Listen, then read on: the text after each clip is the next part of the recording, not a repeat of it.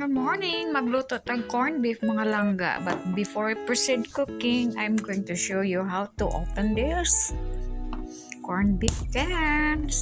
Naa siya key. So what we will do, just put it there and turn it around like that. So it's easy. So hayaan mo siya lang na mag-turn around and then ganyan lang yan. Kailangan pa abot nimo sa dulo para mag-connect, and then that's the time na mag-open good siya. So nakita na ninyo, malapit na yan sa dulo. So ganyan lang yan.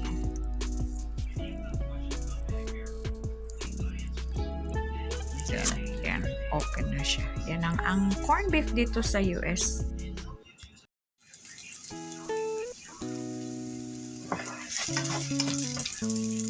So naana tayo onion. Then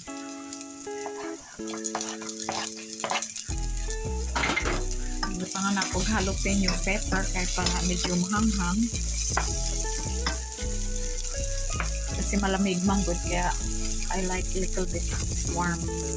And then atong corned beef. Tandaan mo lang muna.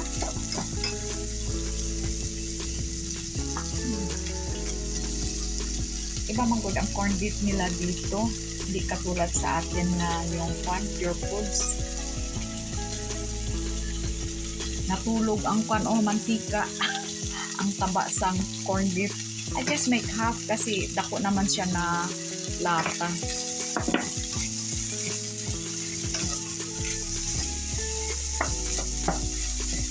Then add some black pepper. More black pepper, more tasty.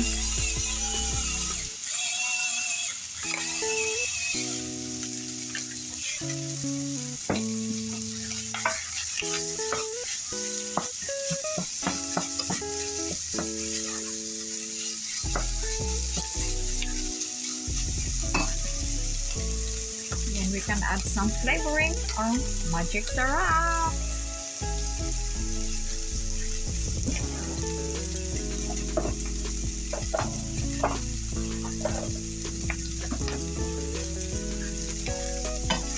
Very simple lang din pag naakay mga dilata.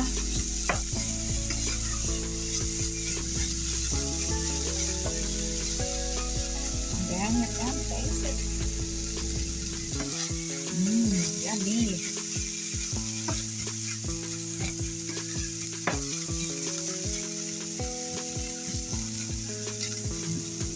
Ganyan lang yan mga langka.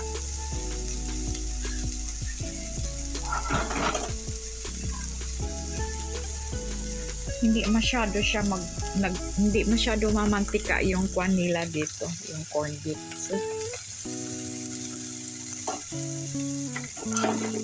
it means to say less fat,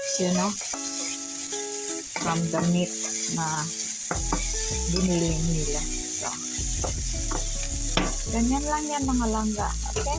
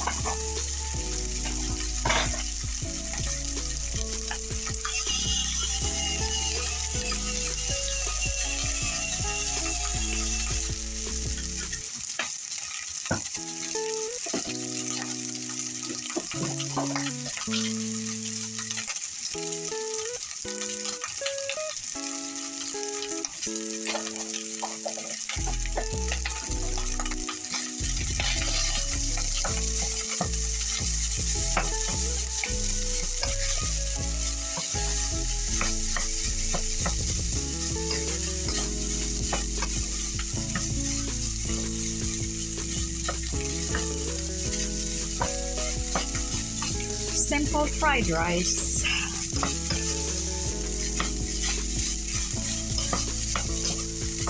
Okay guys, this will be our breakfast. We have fried rice, fried egg, and corned beef. Okay, our breakfast is ready. Umuusok-usok pa ang ating fried rice.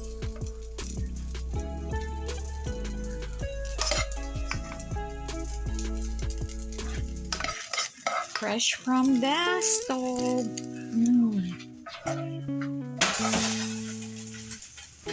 Okay, this is it mga langga. I have one plate here. And I got another one plate there because me and my husband is going to have corned beef, fried rice, and fried egg. We call it korsilog.